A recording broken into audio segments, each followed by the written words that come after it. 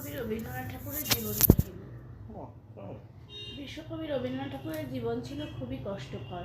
তিনি জীবনে অনেক দুঃখ বহন করেছেন। মাত্র 13 বছর বয়সে তিনি মাকে হারান। তারপর তার বিয়ের রাতেই তার ভগ্নিপতি মারা যান। তার ঠিক 4 মাস পরেই আত্মহত্যা করেন তার নতুন বৌঠান কাদম্বরী দেবী, যার প্রেরণা ও ভালোবাসায় রবি ঠাকুর কবি হয়ে উঠেছিলেন।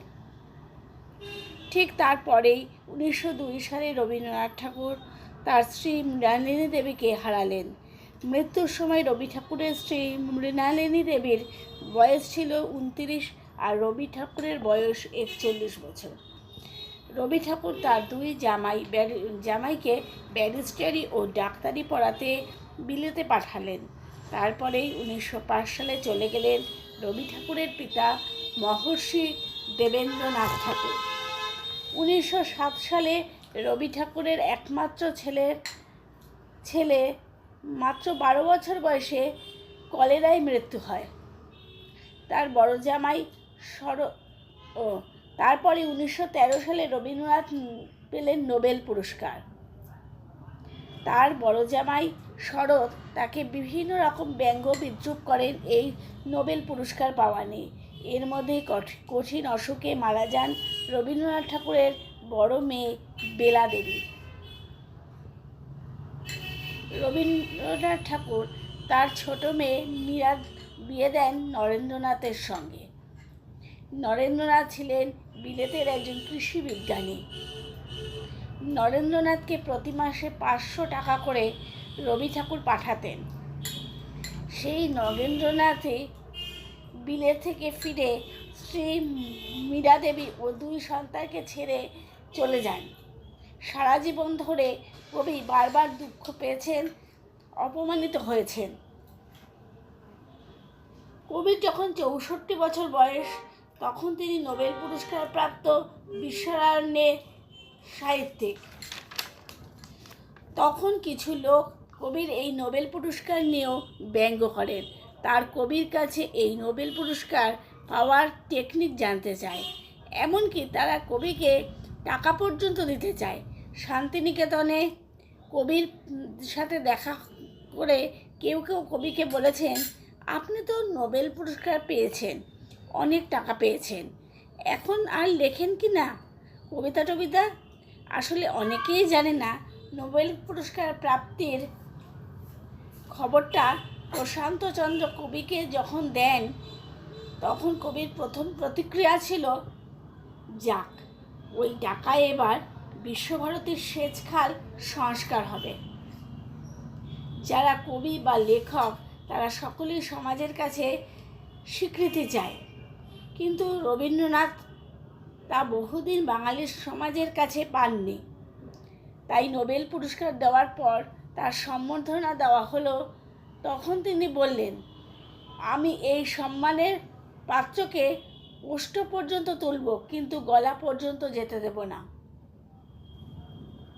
রবীন্দ্রনাথ নিজেই আমাদের বলে গেছেন, পৃথিবীতে যে মানুষ দুঃখ পায় তার সব দুঃখ ভগবান নিজেই দেন। সব মিলিয়ে রবীন্দ্রনাথ ঠাকুর আমাদের মানুষের কাছে, আপামর মানুষের কাছে বিশ্বকবি রবীন্দ্রনাথ ঠাকুর হয়েই বেঁচে থাকবেন। তার মৃত্যু হলেও তিনি আজও আমাদের কাছে অমর হয়ে আছেন।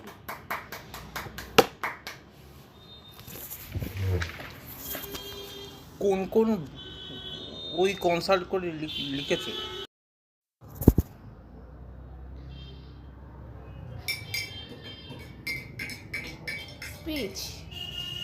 স্পিচ হচ্ছে ডিপ্রেশন।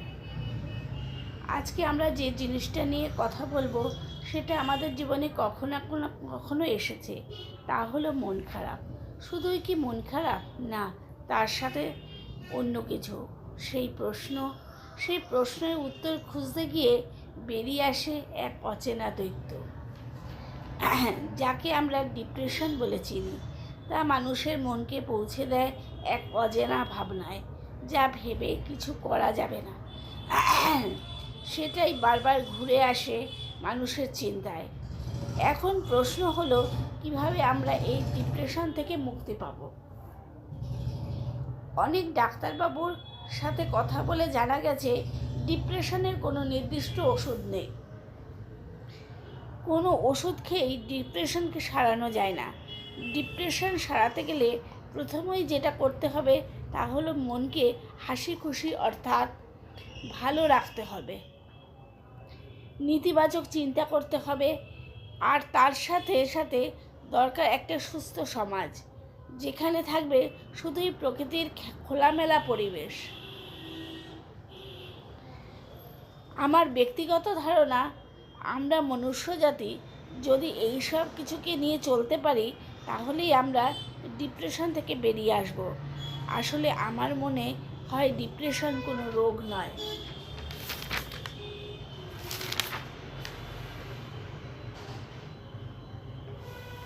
আর একটা সেই স্পিচটার নাম দিতে পারিনি। হঠাৎই একটা বাচ্চা তার বাবাকে প্রশ্ন করে, আচ্ছা বাবা, তুমি আর মা দুজনেই আমাকে কোলে নাও, কিন্তু তুমি যখন আমাকে কোলে নাও তখন আমাকে কাঁধে তুলে নাও, আর মা যখন আমাকে কোলে নেয় তখন আমাকে কোমরে নেয়, এটা কেন? বাবা বাচ্চার প্রশ্নের উত্তরে বললে, আসলে তোমার মা চান তোমাকে তার চোখের সামনে রাখতে, আর আমি চাই আমি যা দেখতে পাইনি বা করতে পারিনি তাই তুমি করো। অর্থাৎ একজন মা তার বাচ্চাকে আগলে রাখে, কিন্তু একজন বাবা চান তার বাচ্চা পুরো পৃথিবীটাকে দেখুক, চিনুক, জানুক।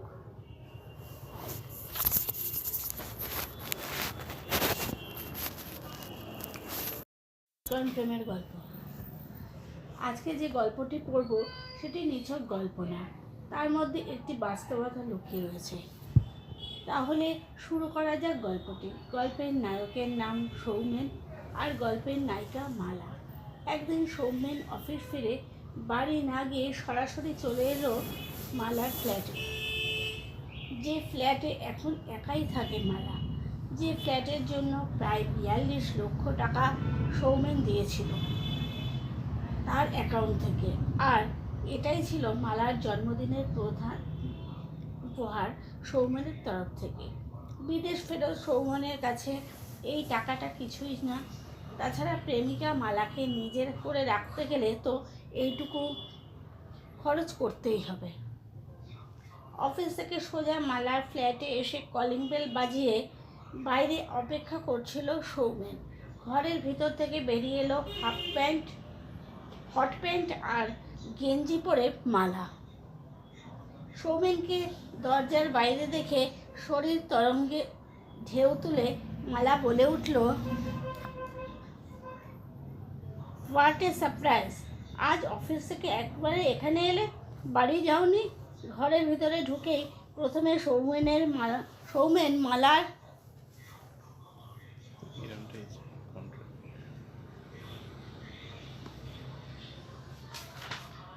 নরম গালটা আলতো করে ছুঁয়ে দিল। তারপর বলল, না গো ডার্লিং, আজ আর ইচ্ছে করলো না বাড়ি যেতে। শুধুই শনি রবিবার তোমার কাছে আসবো, অন্যদিন আসবো না। এই রুটিনের ব্যাপারটা আর ভালো লাগছে না। মাঝে মধ্যে নিয়ম ভাঙার আনন্দটা ভালো লাগে। এই কথা শুনে সৌমেনের টাই খুলতে খুলতে মালা হাসতে হাসতে বলে উঠল, তো আনন্দটা কেমন?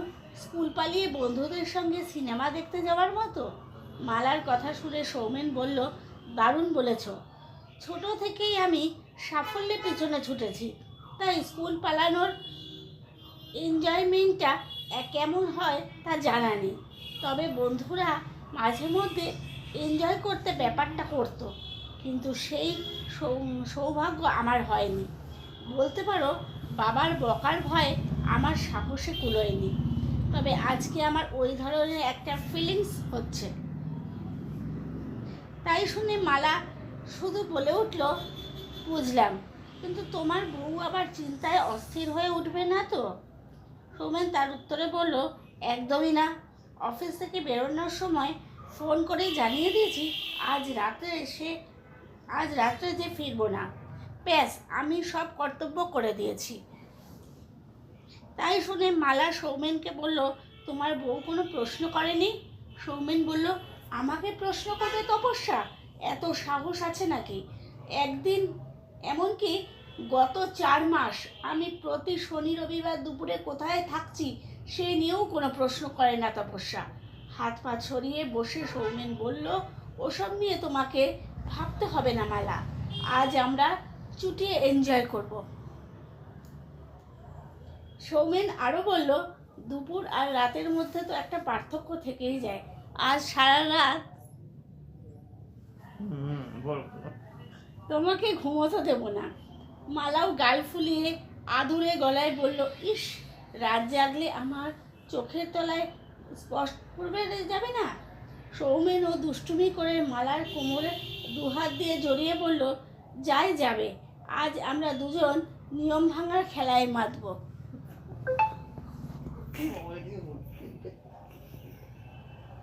বলো। মালা সৌমেনের ঠোঁটে হাত চাপা দিয়ে বলল, তুমি খুব দুষ্টু। এই বলে মনে মনে হাসতে থাকলো মালা। আর সৌমেনের বউ তপস্যার কথা ভেবে বলতে লাগলো, তপস্যা বসু, তুমি একটা লুজার। হ্যাঁ, হেরো তুমি। তোমার কাছে তুমি হেরে আমার কাছে তুমি হেরে গেছো অনেক দিন আগেই।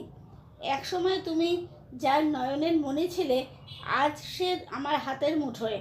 মালা আরও ভাবতে থাকলো, আজ আমি 46-এ এসেও মোহময়ী। যে হ্যান্ডসাম ছেলেটাকে আমাদের সবার থেকে কলেজে তুমি কেড়ে নিয়েছিলে, সেই আজকে আমার। কয়েকদিন পরেই